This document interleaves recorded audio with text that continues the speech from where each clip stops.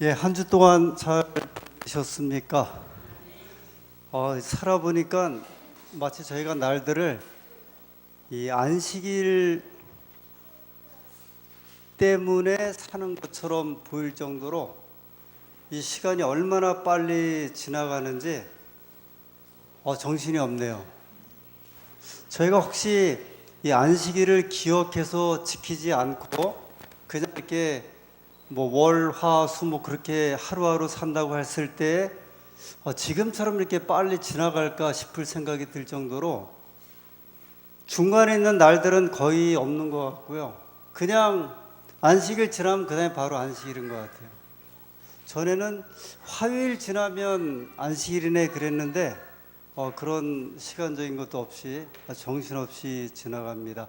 한 주간 동안 여러 각처에서 수고하시고 또 지내셨던 교우님들이 이 하나님께서 허락하신 이 안식일을 통해서 은혜가 풍성히 임하는 귀한 시간들 되기를 간절히 소원합니다. 오늘은 제7장 재림운동의 발전사입니다.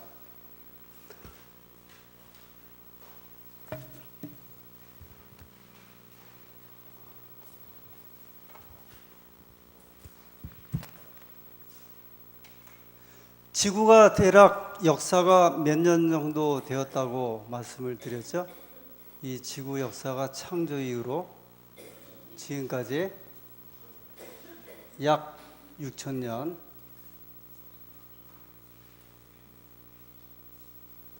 하나님께서 세상을 창조하시고 약 4,000년이 지난 시간에 예수님께서 이제 출임하시죠. 출임 약 4,000년.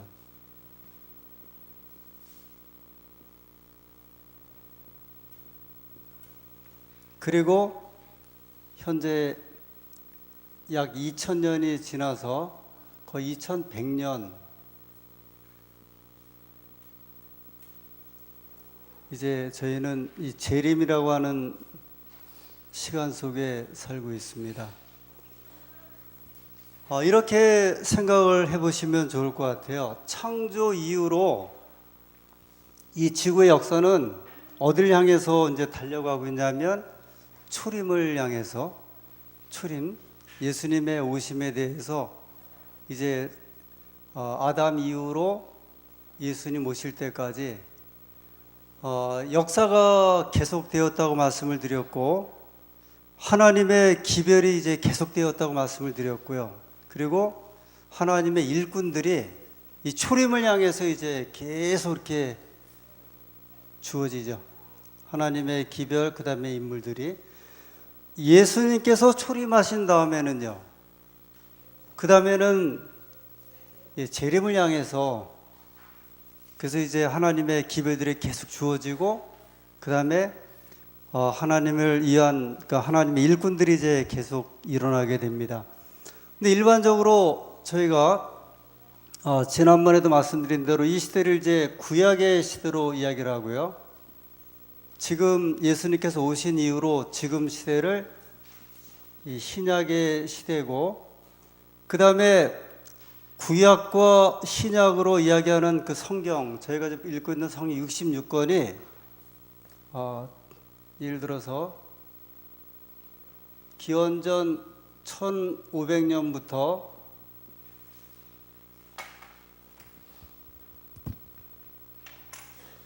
서기 100년 요 사이에 약 1600년 요 기간 동안에 이제 성경이 이제 쓰여진 거죠. 성경 창세기가 모세로부터 쓰여지고 그 다음에 성경의 마지막 책 요한계시록 엄밀하게 말씀드리면 요한 1, 2, 3서가 마지막 책으로 이야기를 해요. 근데 우리가 이제 요한계시록이 마지막에 있고 또 요한이 썼기 때문에 요한계시록을 이제 마지막으로 이야기를 하는데 이 마지막 책으로 이야기를 하면서 이 책이 맞춰질 때가 서기 이제 100년. 그러니까 이 안에 하나님의 또 종들이 이제 하나님께서 하나님의 종들을 계속 보내셔갖고 이제 하나님의 역사가 있었죠. 요 전에도 하나님의 종들이 있었어요. 그죠? 요 1600년 예를 들어 창세기를 쓴 모세로부터 요한의 그 요한까지 1600년 요 사이 전에도 이미 하나님의 그 종들은 이때도 계속 이제 있었어요. 하나님의 기별도 있었고요. 그러면 서기 100년 이후로 요한이 요한계시로 쓴 이후로 지금 이 시대까지 하나님의 종들이 저는 계속해서 말씀드리기를 있었다고 말씀을 드리고 있어요. 그럴 수밖에 없는 것이 그렇다고 하면 여기까지 해서 기별이 이제 마지막으로 다 끊어지면 더 이상 하나님의 종들이 일할 필요가 없는 거거든요. 하나님의 말씀이 내려올 필요도 없고 종들이 있을 필요도 없고. 그러면 이때로부터 서기 이제 100년부터 요 시대, 일반적으로 이제 이 시대를 침묵의 시대라고 그렇게 이야기를 합니다.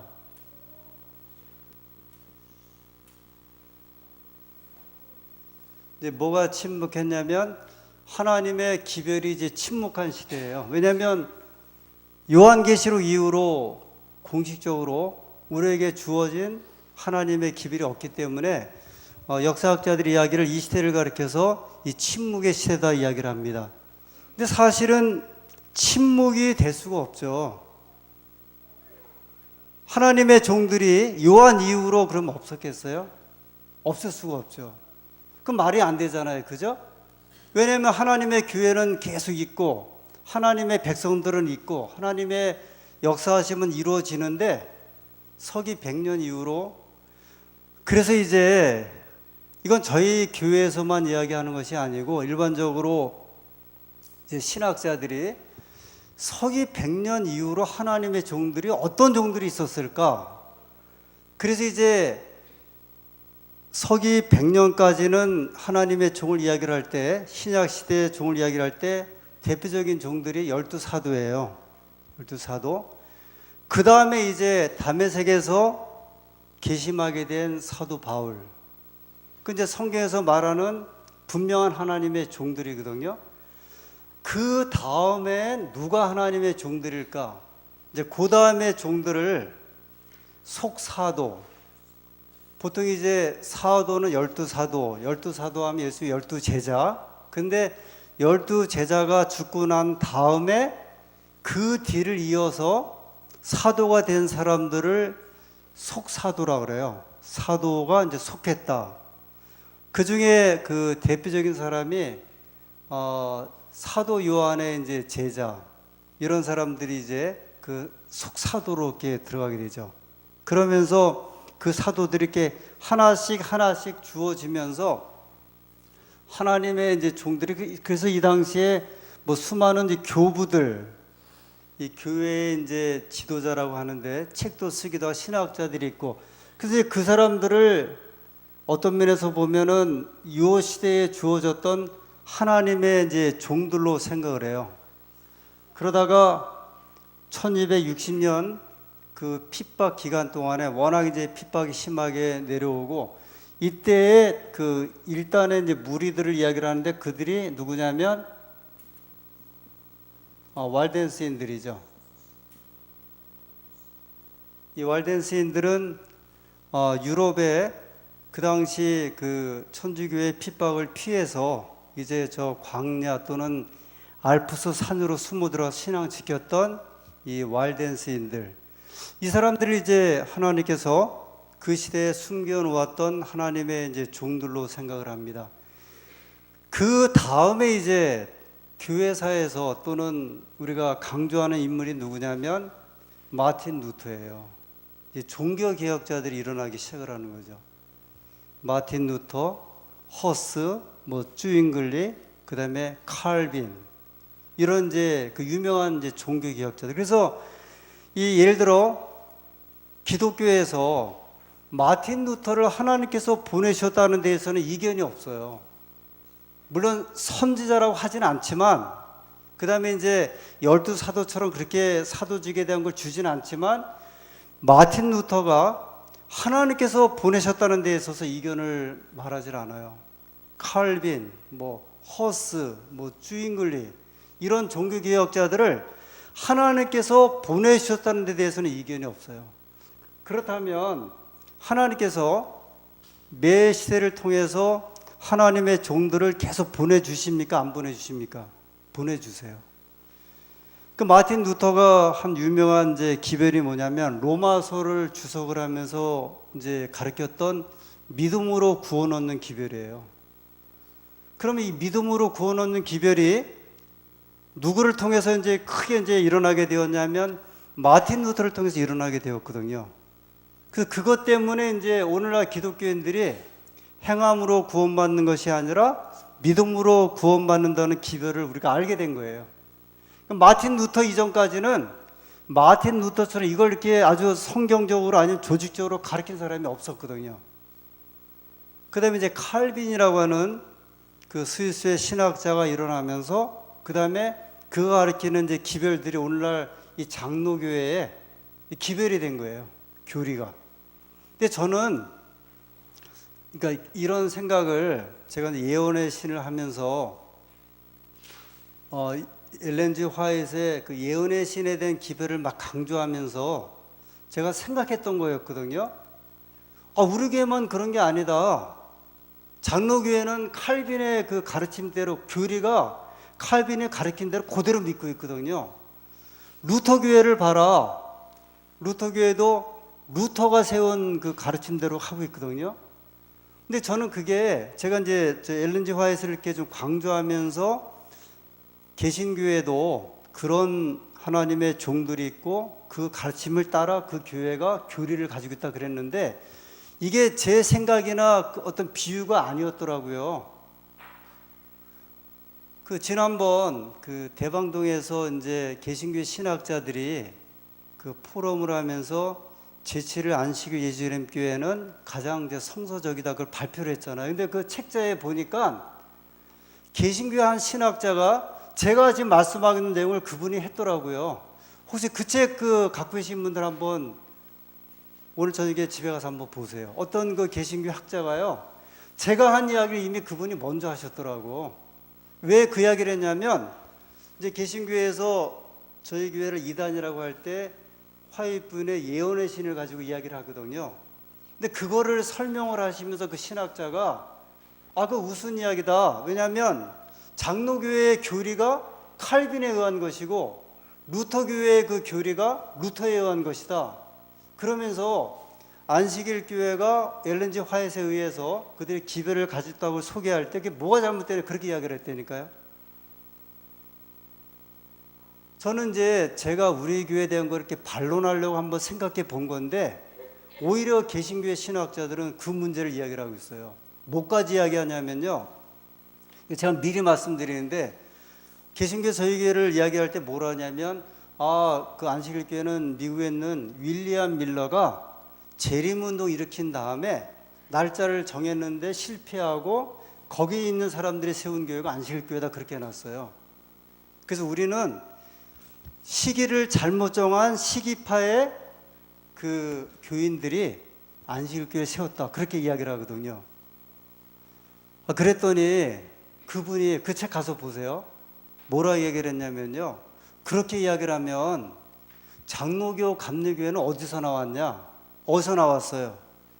천주교에서 나왔잖아요. 그러면 장로교, 감리교회가 천주교인들이 개혁해서 나온 게 장로교, 감리교, 루터교회거든요. 그럼 우리는 뭐냐? 우리는 누구의 후손이냐? 누구 교인들이었냐? 우리는. 이게 이제 말이 안 된다고 하는 거를 그분 신학자들이 그걸 설명을 했어요. 그 책 한번 가서 보세요. 이분들이 저희 교회를 변호하려고 개신교 신학자들이 저희들이 생각지 못했던 걸 갖다 이분들이 이야기를 하는 거예요. 자, 하나님의 종들이 계속해서 그래서 제가 이제 지난 시간에도 말씀을 드렸지만 우리가 엘렌지 화이트이 하나님께서 이 시대에 보내주신 혹시 선지자가 아니라고 한다 할지라도 이 선지자 말고 하나님께서는 여전히 하나님의 종들을 보내주신다는 거예요. 그런데 그 하나님의 종이 엘렌지 화이트이기 때문에 저희는 이제 그 문제를 가지고서 말씀을 이제 드리는 거예요. 그래서 성경의 모든 이제 그 역사가 창조로부터는 초림으로 계속 이어지고요. 그 다음에 초림으로부터는 어느 시대까지요?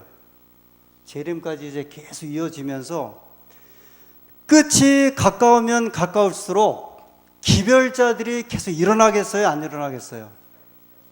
기별자들이 일어나죠. 틀림없이 일어날 수밖에 없거든요. 그 한 이제 예언을 좀 지나서 성경 마태복음 24장 29절의 말씀입니다. 마태복음 24장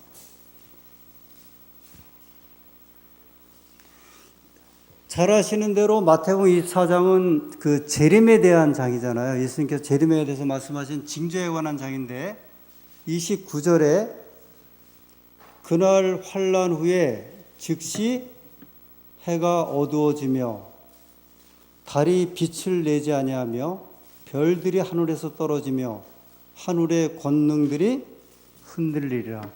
이제 일종의 자연계에 대한 이제 그 징조에 대해서 말씀하셨죠. 해가 어두워지고 이제 해가 이렇게 깜깜해지는 이제 그런 징조죠. 그 다음에 별들이 떨어지는 징조예요. 두 번째. 그런데 이 말씀이 어디서 또 나오냐면 계시록 6장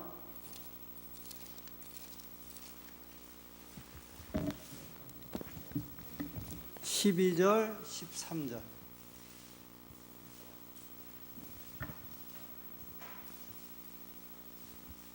이 계시록 그 5장 6장은 일곱 인에 대해서 이제 나오고 있어요. 일곱 인.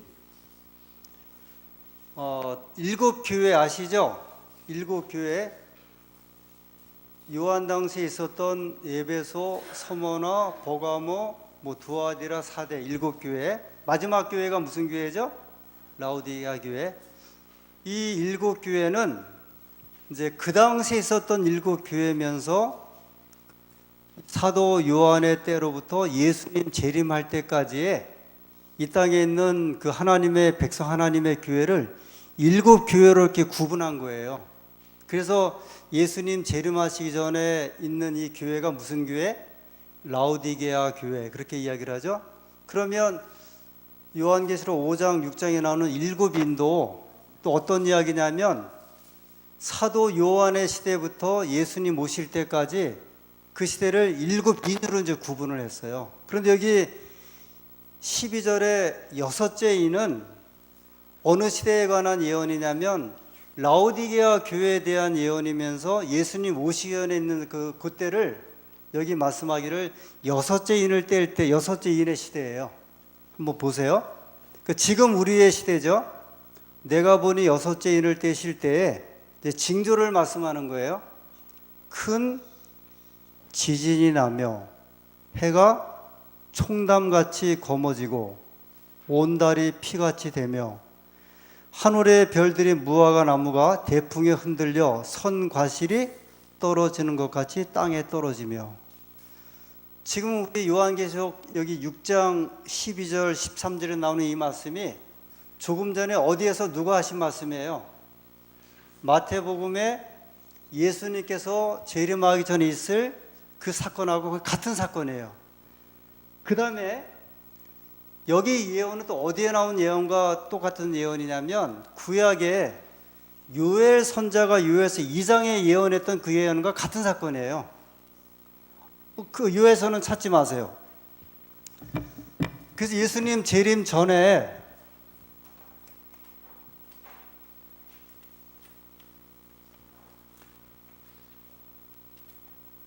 여기 요한계시록 6장하고 그리고 마태복음 24장 또 요엘서에 보면 예수님 오시기 전에 라오디게아 시대 또는 여섯째 이를 때는 그 시대에 이 자연계에 세 가지의 큰 징조가 있겠다. 그게 큰 지진이고요. 또 하나는 해가 어두워지고,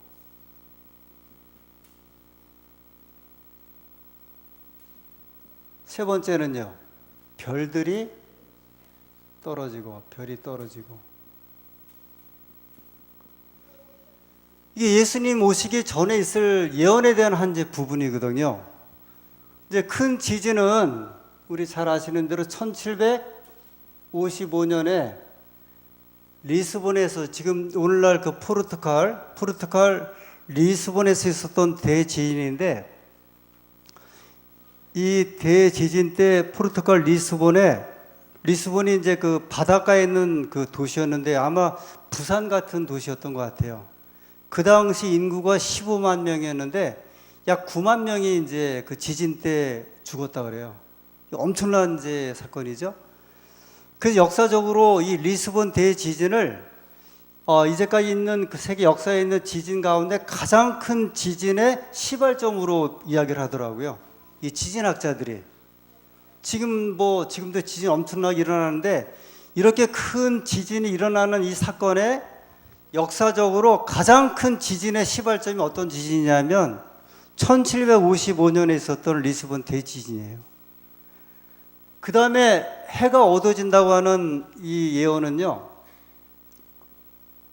1780년.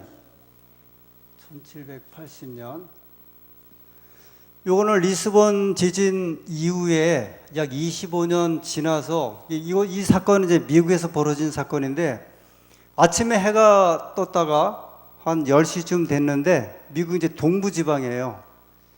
갑자기 해가 어두워지면서 이제 그날 저녁까지 완전히 그냥 깜깜해진 소위 유명한 암흑일입니다. 근데 이제 요 사건을 저희 교회가 예언의 한 그 징조가 이제 성취된 것으로 말할 때, 이것 때문에 사실은 그 미국에 있는 여러 기상학자 또는 천문학자들이 그걸 굉장히 많이 조사를 했는데, 이때 뭐 우리가 요새 말하는 이제 일식이나 월식 같은 것도 없었고요. 그냥 전혀 상관이 없는 날짜에 벌어졌던 굉장히 중요한 사건이었어요. 그게 뭐 이렇게 30분, 1시간 동안 어두워진 게 아니라 미국 동부 지역 그 전체가 아예 그냥, 그래서 우리 그 기록에 보면 그 밖에 나갔던 닭들이나 새들이 막 그냥 그 비명을 지르면서 회로 들어오고, 그 다음에 이제 굉장히 우물했던 이제 그런 것들을 이야기를 하죠. 그 다음에 막 그 밤에 달이 떴는데 핏빛같이 아주 붉은 그런 이제 달이 떴던 그런 사건입니다. 세 번째는 이제 별이 떨어진 사건인데요. 1830년 연대 맞나요? 33년. 오케이. 33년 11월 13일 맞죠? 제 음력 생일입니다. 11월 13일. 원래 제 생일이 11월 13일이래요. 근데 제가 호적 신고를 아마 부모님이 1년 늦게 하셔갖고 이제 2월로 바뀌었는데, 1833년 지금부터 한 20년 전에 한번 우리나라에서 그 유성우 떨어진다고 아주 대대적으로 이제 그 안내를 해갖고 그날 밤에 꽤 많은 분들이 별을 봤던 것 같아요. 저도 영등포교회에 있을 때 교우님들 모시고 사슴의 동산 가갖고 밤새도록 이제 그걸 좀 기다렸거든요. 근데 왜 그랬냐면, 그때 그 보도에 뭐라고 했냐면, 사자 자리에서 여러 별자리가 곰자리, 뱀자리, 사자 자리에서 이 유성우가 쏟아지는, 그때 이야기하기를 뭐 일본의 가 쏟아질 거라고 이야기했어요. 그 지상대에 유성우 쇼가 벌어질 것이다. 근데 실제로 별 몇 개 못 봤어요. 근데 그 사자 자리에서 유성우 쏟아지는 게 역사적으로 보면은 이렇게 언제 한번 이렇게 강하게 했었냐면 1833년에 미국에서. 근데 그때 그 광경을 이제 묘사한 글에 의하면 이렇게 뭐 별이 예를 들어 일본에 한두 개 뭐 수십 개 떨어지는 게 아니라 기록에 보면 마치 여름 장마철에 소낙비가 쏟아지듯이 쏟아졌대요. 별들이요. 근데 그 장면을 한번 여러분 생각해 보세요. 그때 그린 사파를 보면요, 하늘에 완전히 빗방울 떨어지듯이 별들이 막 쏟아졌어요. 그 별들이 하나 둘 떨어지는 것 때문에 예언하신 게 아니거든요. 그런데 이제 이런 사건들이 벌어지면서 많은 백성들이 이런 사건들을 접하면서 무슨 생각을 하게 되었냐면, 예수님께서 또는 요한계시록에 또는 요엘에 예언한 예언서에 대한 말씀에 대한 주목을 하게 된 거예요. 그러면서 이제 누가 일어나게 되냐면 기별자들이 일어나기 시작을 해요. 그 기별자들의 특징은 뭐냐면 재림을 전하는 기별자들이에요. 제가 나눠드린 이제 그곳에 보면 마누엘 라쿤자, 이분은 남미에서 이제 기별을 전했던 유명한 재림 운동가입니다. 그 다음에 조셉 울프, 이분은 바벨론에서 나오라는 호소를 듣고 천주교회가 가톨릭이 바벨론이라는 것을 깨닫고 이분이 성공회에 들어왔는데, 바벨론에서 나오라는 기별은 누가 전했냐면 종교개혁자들이 전한 거예요. 이 천주교회는 성경에서 말한 바벨론이니까 나와라. 여기 보면 조세 울프가 2300일 예언이 언제 맞춰진다고 연구했냐면 1847년에.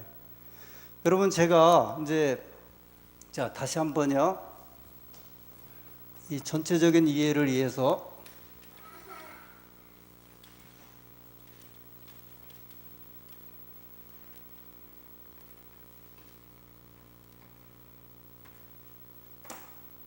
하나님이 세상을 창조하시고 창조, 그 다음에 초림, 그 다음에 이제 재림의 때, 제가 뭐라고 말씀드렸죠? 세상 창조하시고 초림하실 때까지 몇 년 정도 지났다고요? 약 몇 년? 4000년. 그 다음에 예수님이 오시고 지금까지 해서 모두 약 몇 년 정도? 6000년 정도. 그럼 이거 제가 연구한 거예요? 이거 제가 연구한 거예요? 아니에요. 이미 누가 했냐면 성경 학자들이 연구한 거예요. 창세기 5장에 아담부터 시작된 그 나이 다 계산해 갖고 이분들이 계산해 보니까 하나님 세상을 창조하시고 한 1656년경에 홍수가 있었다. 다 누가 연구한 거냐면, 제가 아주 능숙하게 이 도표 그리죠. 2300년에 대한 도표 그리죠. 기원전 457년에 시작해서 언제 마친다 그랬어요? 1844년. 이거 그러면 제가 연구한 거예요? 누가 연구한 거예요? 성경학자. 그럼 이거 2300년에 대한 연구를 그럼 안식일교회에서 한 줄 아세요? 아니에요. 그래서 저희 교회 이야기하는 사람들이 2300년 예언을 우리가 연구한 줄 알았는데 이게 종교개혁자들이 했어요. 종교개혁자들이. 조금 전에 누가 조셉 울프라고 하는 사람도 성경 연구해갖고 2300주야 2300년 예언이 언제 마친다고 이분이 이야기했냐면 1847년에. 그러니까 성경 연구는, 재림에 대한 운동은 안식일 교회는 재림 교인만 하는 게 아니에요. 이미 성경을 믿는 사람들은, 예수님 오시기 전에 백성들은 누가 오실 것을 다 기대하고 있었냐면 메시아가 오실 것이라는 예언을 이제 믿고 기대하고 있었고, 예수님이 오신 다음에는 다 뭐에 대한 기대예요? 재림에 대한 기대예요. 이게 안식일 교인이기 때문에 이걸 말하는 것은 아니고요. 성경을 따르는 백성들이. 그러다가 이제 때가 되니까 제가 이제 이런 비유를 두는데 산에 이렇게 제가 그 광덕산을 가면 겨울에는 새가 거의 없어요. 겨울에는 까치라든지 직박풀이 요 두 종류밖에 없는데 봄이 되면 언제 있었는지 모든 새들이 다 나타나더라고요. 왜 그런지 아세요? 봄이 되니까 때가 되니까 새가 나오는 거거든요. 하나님께서 마지막 때가 되면서 하나님의 종들을 일으키시는데 이제 긴 침묵의 시간이 지나다가 1517년 되니까 누구를 하나 이렇게 세웠냐면 마틴 루터를 세우고 그 전에 허스라고 하는 사람도 있었고 허스는 마틴 루터 나오기 100년 전의 사람이거든요. 허스, 뭐 쭈잉글리, 그 다음에 위클립, 그리고 루터 이런 사람들이 나오면서 하나님의 종들이 나오기 시작을 하는 거예요. 그런데 이미 2300년에 대한 예언이 우리 교회가 생기기 전에 이게 보세요. 그 연대 보세요. 우리 교회 생기기 전에요. 저희가 연대를 말하기 제가 지금 아주 능숙하게 연대를 그리잖아요. 근데 이 그릴 수 있는 것은 이미 성경을 연구한 분들이 성경을 통해서 이걸 깨닫고 이미 그러면서 1847년에 이분도 뭐냐면 이때 누가 오실 것이다? 예수님께서 오실 것이다. 그 밑에 또 보세요. 세 번째 본 스웨덴에 있는 어린아이들이 요한계시록 14장 7절에 있는 말씀을 가지고서 뭐라고 설계를 했냐면 심판에 이르렀다.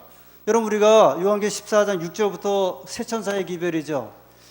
이 세 천사의 기별을 저희만 전한 게 아니라니까. 이미 스웨덴에 있는 어린아이들이요. 요한계시록 14장에 있는 말씀을 가지고서 누가 오시게 될 날을 갖고 왔다? 예수님이 오실 날이 가까웠다. 심판의 날이 가까웠다. 그러니까 재림과 심판에 대한 이야기는 이게 우리 전유물이 아니에요. 그렇게 될 수가 없잖아요. 예수님의 재림을 기다렸던 이 땅에 있는 모든 백성들은 다 무슨 이제 기대가 있냐면 예수님 재림에 대한 기대가 있는 거예요. 이게 이제 예를 들어 남미에서 하나님의 종이 일어나죠. 저 유럽에서 일어나죠. 일어나면서 하나님의 종들의 기별을 이제 전하기 시작을 합니다. 뭐 이외에 수많은 이제 기별자들이 있어요. 그 중에 한 사람이 누구냐면 윌리엄 밀러예요. 윌리엄 밀러. 그 윌리엄 밀러도 그가 이전까지 뭐 재림에 대해서나 성경 연구를 전혀 그런 게 없었는데 이 사람이 처음으로 한 게 아니고요. 이미 앞에 있던 성경 연구자들에 대한 글을 받아서 똑같죠. 여러분 학문이라고 하는 것이 저희가 이제 학교 때 학문에 대한 설명을 하는데 이 땅에 어떤 사람이 아주 처음으로 아는 학문을 가진 사람이 어디 있어요? 이미 남들이 다 돌들을 쌓아놓은 거예요. 학문의 탑을 쌓아놓은 다음에 그 지식에 축적된 다음에 그 다음에 자기 돌을 하나 올려놓는 게 학문이라고 그러더라고요. 그렇잖아요. 구구단 외울 때 집사님이 개발해서 외운 거예요? 아니거든요. 이미 구구단 개발한 거에다가 내가 외워갖고 거기다 하나 더 올려놓고 모든 학문이 다 그렇잖아요. 예를 들어 우리가 쓰는 스마트폰이 갑자기 나왔어요? 아니죠. 100년 동안의 그 기술이 축적된 가운데 거기 하나의 기술이 다 올라가는 것 뿐이에요. 재림에 대한 운동도 이게 이제 유럽 또는 미국, 남미에서 시작되다가 윌리엄 밀러가 개인적으로 성경 연구하는 동안에 그가 깨닫는 기별이 뭐냐면 다니엘서를 깊이 연구해 보니까 다니엘서 8장 13절인가요? 2300주야까지 그때 성소가 정결하게 하면 있겠다. 그 말씀을 이제 그가 깨달으면서 그때가 예수님께서 오실 때이다. 2300주야가 언제 그럼 맞춰지는가? 이미 앞에 조셉 울프라든지 다 연구한 사람들이 많아요. 윌리엄 밀러는 거기에 기초했고 더 깊이 연구해 보니까 처음에는 1844년, 43년 3월 21일로 정했다가 그 다음에 그는 안 오셨죠. 다시 수정을 해갖고 날짜 잡은 게 1844년 10월 22일이에요. 근데 그날 예수님 오셨어요? 안 오셨어요? 안 오셨어요. 대실망으로 끝났는데 이 윌리엄 밀러의 그 재림운동의 실패에 대한 예언이 요한계시록에 있다고 그러죠. 어디에 있어요? 계시록 10장. 우리가 잘 아는 말씀인데 10장 9절부터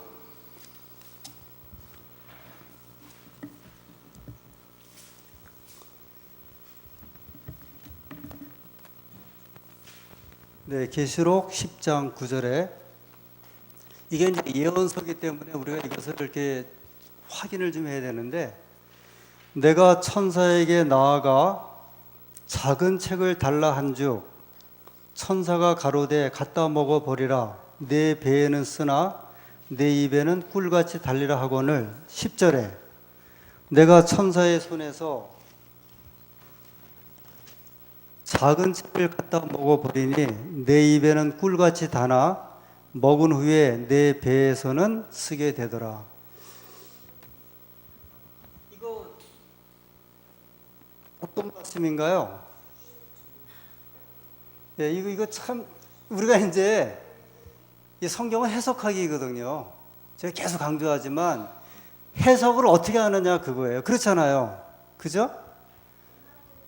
그 토종 비결도 그걸 어떻게 해석을 하느냐, 주역도 어떻게 해석하느냐, 용한 점쟁이가 어떻게 점쟁이냐, 그 다 해석하는 거거든요. 사주팔자 보면서 해석을 얼마나 이제 정확하게 하느냐 그거거든요. 성경도 해석이에요. 굉장히 중요하죠. 왜냐하면 이 우리나라 말로 쓰여진 것도 아니고 구약 성경은 히브리서, 신약 성경 헬라어. 벌써 언어 자체가 다르니까 히브리어하고 헬라어를 알아야 이 책을 해석을 하거든요. 이 벌써 거기 해석이 들어가요. 우리가 영어 해석하듯이 우리 영어 시험 볼 때, 수능 시험 볼 때 얼마나 해석을 잘하느냐에 따라 수능 점수가 나오고 안 나오고 하잖아요. 성경도 똑같아요. 왜 그러냐면 해석을 어떻게 하냐 하기 때문에 이제 수많은 이 교회의 가르침이 나온 거거든요. 근데 여기 10장 요한계시록 9절, 10절, 8절부터 나오는 책인데 이걸 어떻게 해석을 해야 되는가? 천사가 작은 책을 요한에게 갖다 먹으라 그랬어요. 이 작은 책이 뭘까? 저는 이 성경 해석의 원칙, 이것도 원칙에 의해서 다니엘서로 이해를 해요. 다니엘서를요. 그런데 아시는 대로 요한계시록은 무슨 책입니까? 마지막 때에 관한 책이잖아요. 그죠? 예수님 초림 전에 있을 사건을 쓴 게 아니에요. 누가 올 때 관한 책들이에요. 재림과 관련된 책이에요. 성경이 다 끝을 향해서 가고 있거든요. 끝에 관한 이야기거든요. 작은 책을 달라 해서 먹으라 했는데 뭐라 예언했냐면 입에는 단데 아주 배에는 쓰겠다 그랬어요. 이 사건을 저희는 윌리엄 밀러의 그 재림운동에 대한 해석으로 이해를 해요. 재림운동이 윌리엄 밀러가 다니엘서를 통해서 재림운동을 일으키게 되었거든요. 제가 다음 금요일 저녁에 윌리엄 밀러의 재림운동이 미국이라는 사회에서 얼마나 강력한 운동인지에 대해서 이제 여러 자료를 통해서 말씀을 드릴 건데 생각보다는 엄청나게 큰 사건이었어요. 그 당시 미국 인구가 1700만이었어요. 윌리엄 밀러가 1830년대에 복음 전할 때 1700만 명인데 그중에 약 100만 명이 윌리엄 밀러의 그 장막풍에 왔었다니까요. 17명 가운데 한 명이 그 집회에 왔다고 하면 이거 한번 생각해 보세요. 이게 보통 사건이 아니거든요. 완전히 미국을 이제 뒤흔든 사건이었거든요.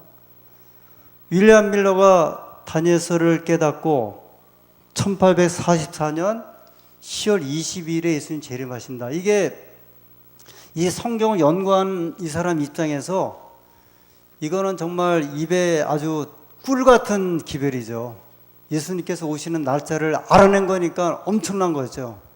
근데 성경은 뭐라고 예언했냐면 내 입에는 꿀같이 다나 내 배에는 쓰겠다 그러니 아주 꿀 같은 경험을 하지만 먹을 때 좋았는데 먹고 나니까 엄청나게 쓰고 이게 토사광난 일어나는 현상이 벌어지니까 아주 큰 실망이나 아니면은 아주 절망적인 그 표현이에요.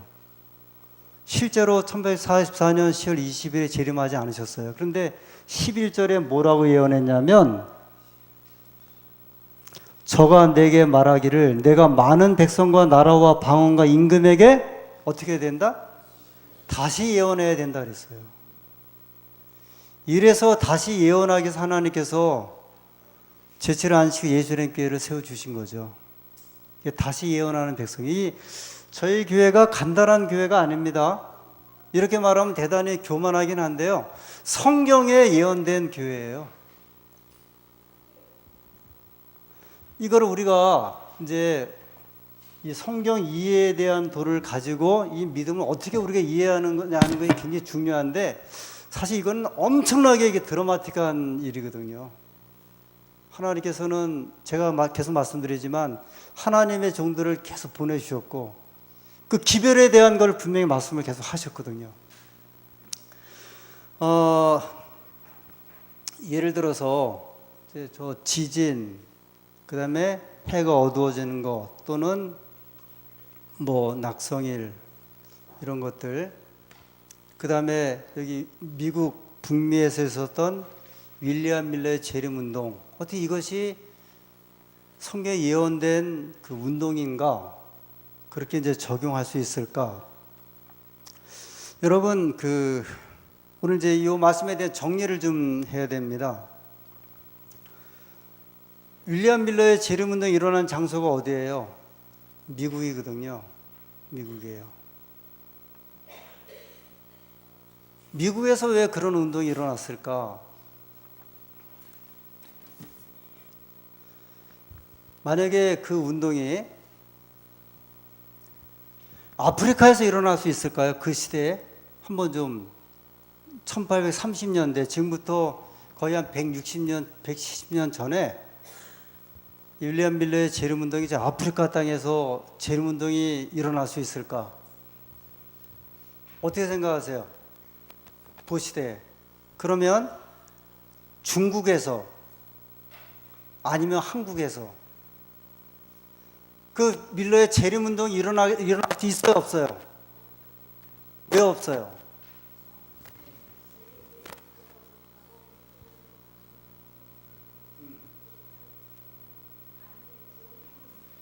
무슨 말씀이냐면 집사님은 이제 영국에서 메이플라워를 타고 청교도들이 미국에 가서 거기서 나라를 세웠으니까 가능하다 그 말이거든요. 이게 무슨 말이냐면 160년, 70년 전 한국에 기독교인들이 있었어요? 없었어요? 아프리카에는요? 중국에는요? 안 되죠. 거기에 재림운동이 될 수가 없거든요. 왜 미국은 가능하냐면 이미 성경에 용이 물을 강같이 토해서 하나님의 교회 여자를 핍박을 할 때 뭐가 도와줬어요? 땅이 도와줬죠. 땅이. 요한계시록 12장의 땅, 13장 11절에 땅에서 어린 양이 올라오죠. 그게 어디라고 그랬어요? 미국이라고 말씀드렸거든요. 이게 억지로 저희가 성경을 좀 푸는 게 아니거든요. 재림운동이 윌리엄 밀러 같은 그런 재림운동이 일어나려면 그 토양이 있어야 되거든요. 그 토양이 안 돼 있는데 어떤 기별을 만약에 그 기별을 전했을 때 그 기별을 알아들을 수가 없잖아요. 백성들이 모일 수도 없고. 여러분 원자 시대가 개막이 됐죠. 원자탄의 시대가 개막될 때 어디서 시작됐어요? 오늘 오바마가 거기 방문했나? 히로시마에? 히로시마하고 나가사키에 원자폭탄이 딱 두 발이 떨어지니까 전 세계에 있는 사람들이 아하, 무슨 시대가 이르렀다 깨달았어요? 원자폭탄의 시대가 이르렀다. 전 세계 원자폭탄이 다 안 떨어져도요, 한두 군데만 딱 떨어져도 전 세계에 있는 사람들이 뭘 깨닫게 되는 거야? 원자 시대가 이르렀구나. 하나님의 기별이 예를 들어 해가 어두워진다고 할 때 온 지구가 다 어두워지고 그 다음에 별이 떨어진다고 했을 때 온 지구에 다 떨어져야 그것이 그 지구의 기별이 이루어지는구나. 그것이 아니거든요. 한 이야기를 하고 좀 마칠게요. 한 역에서 갑자기 열차 승무원이요, 그 역 주변에 그 플랫폼에 서 있는 그 승객들에게 막 돌아다니면서 빨리 역 안으로 들어가라고 막 강조를 했어요. 빨리 지금 역 안으로 들어가라고. 근데 아무도 그 영문을 몰랐거든. 이 플랫폼에 이렇게 기다리고 있던, 열차를 기다리고 있던 수백 명의 사람들은 왜 열차 승무원이 역 안으로 빨리 숨으라고 하는지 이유를 몰랐어요. 그 왜 그랬을 것 같아요? 이 승무원은. 열차 승무원은 왜 그랬을 것 같아요? 이 승무원은 단 한 사람이지만 역으로 진입한 열차가 보내는 신호가 위험한 일에 닥쳤으니 빨리 피하라고 신호인 걸 알았기 때문에 그 사람을 몰아들은 거거든요. 하나님의 기별은요, 어차피 다 아는 것은 아니에요. 하나님의 기별을 깨달은 종들이 그 기별을 전하기 시작을 하면서 그 기별이 전해지기 시작을 하는 거거든요. 윌리엄 밀러의 재림운동, 아니면 여러 운동들이 전 세계가 다, 예를 들어 마틴 루터 같은 사람이 이 지구에 수천 명이 같이 일어났어요? 아니에요. 여러분 생각해 보세요. 그 가톨릭이 중세시대 얼마나 유럽을 지배했는지는 상상을 초월하고, 마치 저 일본 사람들이 한국 지배할 때보다 아마 더 심했을 거예요. 그건 말할 수 없는. 근데 그때 그거를 뒤집는데 수천 명의 마틴 루터가 일어났습니까? 아니에요. 한 명이었어요. 그 다음에 이제 예를 들어 뭐 주인글리, 허스, 뭐 칼빈 이런 종교개혁자들이 일어나면서 종교개혁이 시작된 거거든요. 하나님의 기별이 이제 계속적으로 어딜 향해서 계속 달려가고 있냐면 끝을 향해서. 그런데 끝이 가까우면 가까울수록 하나님의 종들, 기별자 또는 기별이 점점 더 많아지겠어요? 적어지겠어요? 많아지겠어요. 그래서 저희가 예언의 신을 갖고 있고 성경 기별에 대한 이해를 아주 폭넓게 할 수 있고요. 이제 다니엘서 12장 4절에 보면 다니엘아 마지막 때까지 이 말을 간수하고 봉함하라. 그러면서 많은 사람이 빨리 왕래하며 지식이 더하리라. 그러니까 많은 사람이 빨리 왕래하고 지식이 더하겠다, 증거하겠다의 조건이 뭐냐면 마지막 때예요. 그러니까 성경은 그 다니엘서 12장에 보면 마지막아 다니엘아 마지막 갈 때까지 이제 잘 편안히 쉬라면서 마지막을 계속 강조하는데 저희가 어느 시대에 지금 이제 살고 있냐면 성경이 말한 소위 그 마지막 시대. 그래서 지진에 대한 예언은 이제 첫 예언은 이미 성취가 됐고요. 별들이 떨어졌고 그 다음에 해가 어두워진 사건들이 보여지면서 도마 이야기 하나 하고 마칠게요. 도마가 의심이 많았어요. 의심이 많았어요. 그래서 예수님이 부활했다는 말을 도마가 믿었어요? 안 믿었어요? 안 믿었어요. 왜 안 믿었는지 아세요? 나는 못 봤다 이거예요. 나는 못 봤다. 너희는 봤는지 모르지만 나는 못 봤다.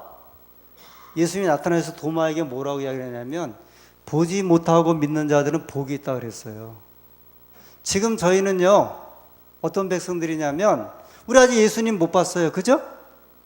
그렇지만 예수님께서 이 땅에 살아 계셨던 거 우리가 알아요 몰라요? 알고 믿잖아요. 우리가 아직 예수님의 재림을 우리 눈으로 확인하지 못했지만 보지는 못했지만 그분이 오실 것을 믿는 것은 성경에 주신 믿음 때문에 그렇습니다. 뭐 살기가 이제 복잡해요. 바쁘고 그 다음에 이제 정신없이 저희가 지금 살아가고 있거든요. 그러나 그럴지라도 하나님께 주신 이 아주 귀중한 기별, 제가 이 재림교회사의 아주 이 중요한 그 기별을 한 3, 40분 동안에 간단하게 말씀을 드렸는데 이 엄청난 기별을 가진 하나님의 백성으로 우리가 이 시대를 분별하고 또 주의 오심을 또 고대하고 사모하고 또 기대하는 이 주의 백성으로 살아가시게 되기를 간절히 소원합니다. 혹시 그 제가 오늘까지 한 이 내용을 듣고 이제 좀 질문이나 아니면 다른 또 생각 있으시면은 끝나고 저한테 주시면 다음 시간에 말씀을 드리면서 이 예언의 신에 대한 거의 한 70% 정도에 대한 부분을 정리를 하고 좀 마치려고 합니다. 혹시 그런 의견이 있으시면 저에게 주시면 또 제가 또 같이 연구해서 말씀을 드리도록 하겠습니다.